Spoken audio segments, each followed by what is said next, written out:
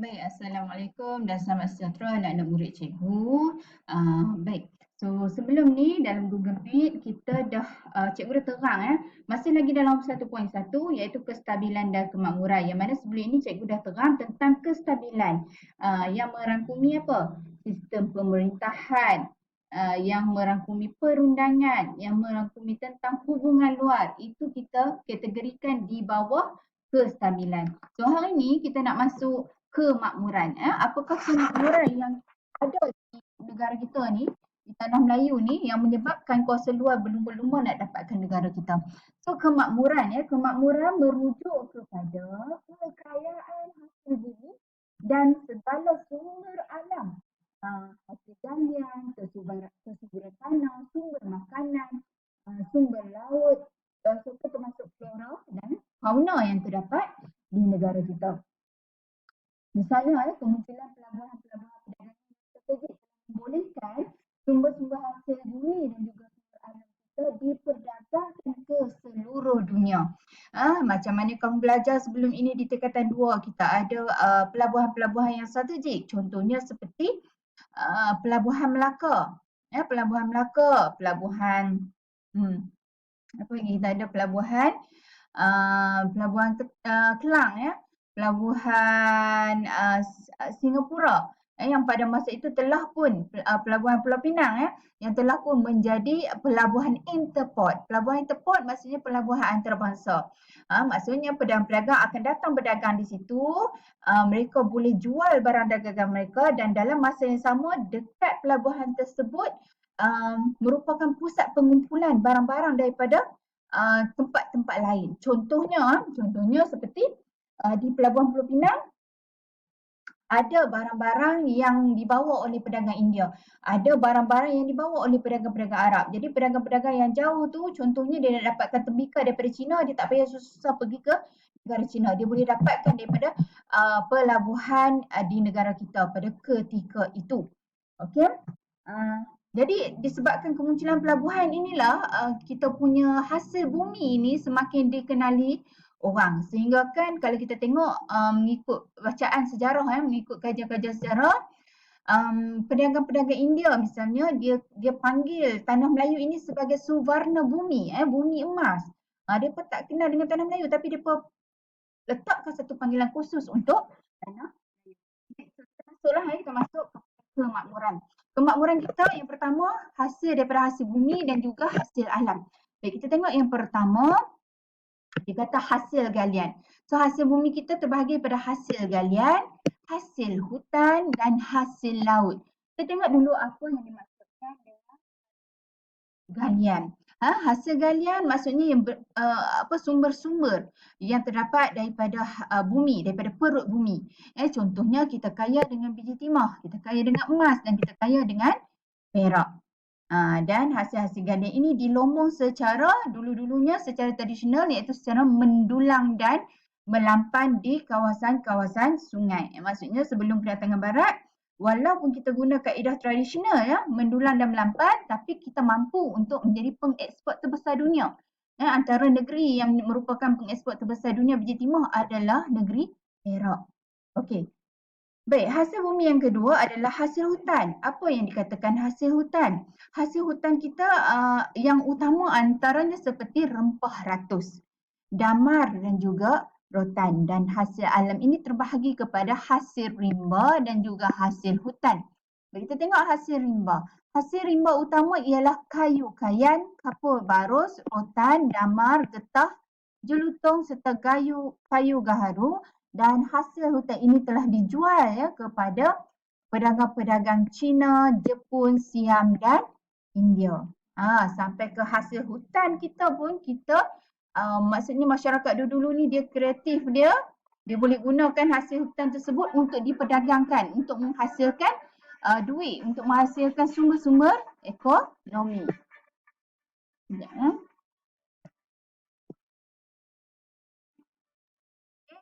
Seterusnya kita punya hasil bumi adalah hasil daripada hasil laut. Apa yang terdapat di dasar laut lah. Antaranya seperti sirip ikan hiu. Sirip ikan hiu ni kebanyakannya permintaannya daripada negara Cina. Mereka menggunakan sirih ikan hiu ni untuk tujuan kesihatan, makanan kesihatan. Dia orang buat sup dan sebagainya. Kemudian kita juga ada sumber laut seperti timun laut dan juga mutiara yang diperlukan oleh pedagang-pedagang luar. Ya. Okey, so macam mana benda-benda tadi yang hasil laut, hasil galian dan sebagainya apa dapat memajukan ekonomi tanah Melayu. Sebabnya masyarakat kita walaupun ketika dulu mereka tak ada teknologi yang hebat tapi mereka memanfaatkan hasil alam. Maksudnya apa sahaja hasil alam mereka ni kreatif, mereka jadikan benda tu macam dapat hasilkan sesuatu. Contoh daripada rotan boleh hasilkan daripada kayu rotan boleh hasilkan perabot, boleh daripada daun mengkuang boleh hasilkan tikar dan sebagainya. So benda-benda ni boleh dikomersialkan, boleh dijual lah. Okey, so contohnya apa yang dimanfaatkan oleh masyarakat kita ketika dulu, contoh daun mengkuang, daun pandan, daun nipah dan juga daun buluh telah dianyam menjadi tikar dan bakul. Rotan dan kayu kayan, tukang kayu dia buat apa? Buat perahu, buat perabot. Sehingga kan kalau kita tengok baca sejarah tentang sejarah masyarakat tanah Melayu, masyarakat Melayu khususnya telah dikenali dengan kemahiran membuat orang kata perahu, membuat kapal yang besar, boleh ada kemahiran untuk memperbaiki kapal dan sebagainya. Okey, yang seterusnya, biji timah apa yang dibuat? Mereka menempau untuk menghasilkan senjata tradisional. Selain daripada senjata tradisional juga digunakan untuk membuat alat-alat seperti alat pertanian cangkul, membuat pisau dan sebagainya. Okey, di Sarawak dikata menenun kain puar dan menyulam selendang. Sampai ke hari ini masih lagi dihasilkan beg-beg daripada kain puar. Masih lagi kegiatan ini dilakukan oleh masyarakat di Sarawak. Okey. Okay, baik, yang seterusnya. Baik, tadi kita kata kemakmuran kita yang pertama adalah daripada hasil bumi dan juga hasil alam yang mana masyarakat kita ketika itu telah memanfaatkan hasil-hasil bumi dan hasil alam tersebut untuk diperdagangkan, untuk menghasilkan sumber wang, sumber ekonomi. Okey, kemakmuran kita yang kedua adalah kerana kita dah ada sistem ekonomi. Sistem ekonomi, maksudnya sistem jual beli tu dah ada. Sistem jual beli ni maksudnya dah ada dari segi pengiraan berat, pengiraan untung rugi dan sebagainya dah ada ketika dulu. Okey, so kita nak tengok bagaimana sistem ekonomi yang dijalankan oleh masyarakat kita yang dulu. Yang pertama, kita dah ada satu bentuk perdagangan di pelabuhan. Sampai hari ini masih kekal pelabuhan-pelabuhan. Okey, banyak lagi, tambah lagi pelabuhan-pelabuhan. Okey, so dia kata dekat sini pelabuhan-pelabuhan ini terletak di muara sungai, antaranya ialah Pelabuhan Kedah, Pelabuhan Johor, Klang dan Melaka yang telah menjadi pusat pengumpulan barang. Pusat pengumpulan barang maksudnya barang-barang daripada alam Melayu, daripada tanah Melayu, daripada negara-negara luar ataupun kerajaan luar dikumpulkan di situ yang kita panggil sebagai pelabuhan interport dan sebagainya. Kemudian kita ada peranan Syah Bandar yang mana Syah Bandar akan berperanan untuk menguruskan pelabuhan, menjaga keselamatan di pelabuhan. Baik, yang seterusnya juga dari segi perdagangan di pelabuhan, hasil-hasil antara contoh hasil-hasil dagangan di pelabuhan adalah seperti buah keras, kayu manis dan juga bunga cengkeh.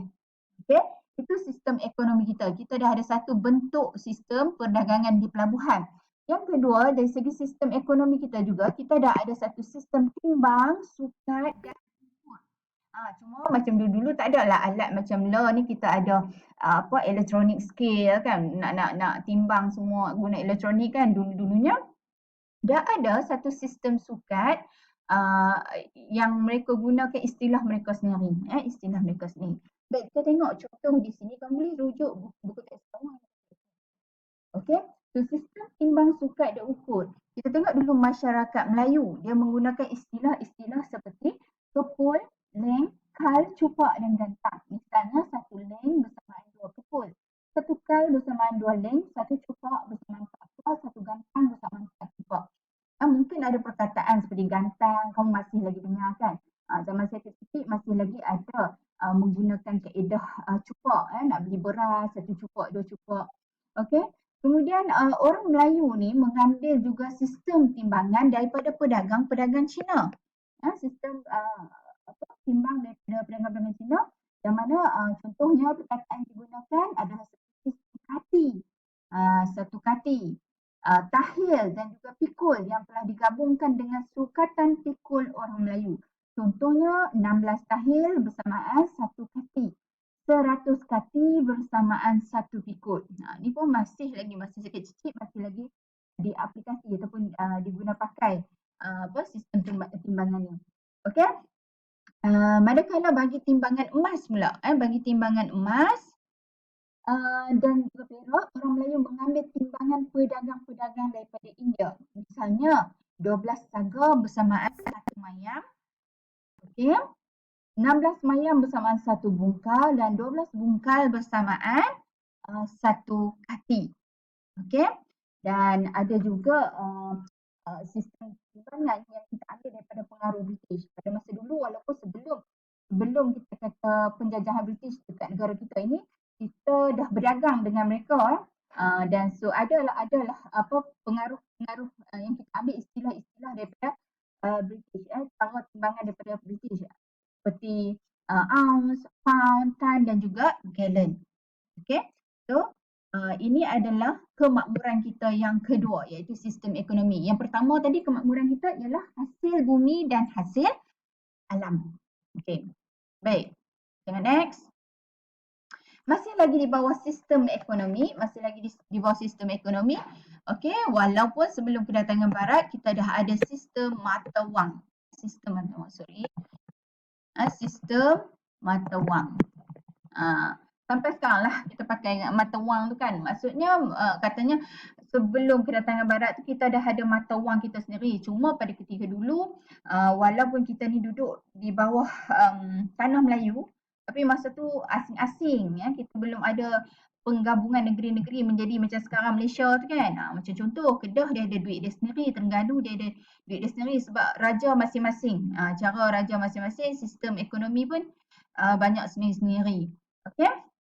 Baik, dia kata dekat sini permulaannya di negara kita ni awalnya menggunakan sistem barter. Sistem barter apa dia? Sistem tukar barang. Contoh, si A nak cari ayam dan si A ada lembu. Si B pula nak cari lembu tapi ada ayam. So dia orang boleh tukar suka sama suka. Dia kena cari yang betul-betul match dengan dia untuk tukar barang. Itu kita panggil sistem barter. Dan mata wang yang digunakan pada ketika dulu adalah daripada timah dan juga emas. Dan setiap negeri berbeza-beza dia punya sistem mata wang dia. Contoh dia kata di Kedah menggunakan mata wang emas. Kamu boleh tengok contoh yang diberi dalam buku teks kamu muka surat 7. Okey.